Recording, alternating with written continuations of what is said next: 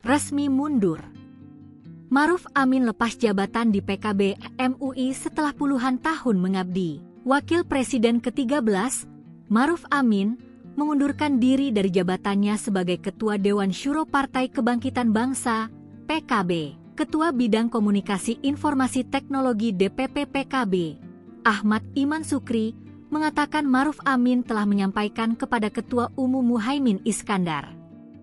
Namun, ia menyebut bahwa Maruf Amin akan tetap membantu PKB meski tak lagi berada dalam struktural partai. Selain dari Ketua Dewan Syuro, Maruf Amin juga mengajukan surat pengunduran diri dari posisi Ketua Dewan Pertimbangan Majelis Ulama Indonesia, Watim MUI, periode 2025 hingga 2030.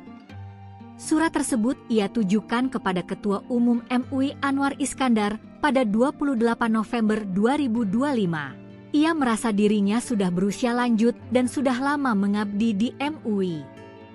Ia pernah menjabat anggota Komisi Fatwa, Ketua Umum MUI, hingga Ketua Dewan Pertimbangan MUI.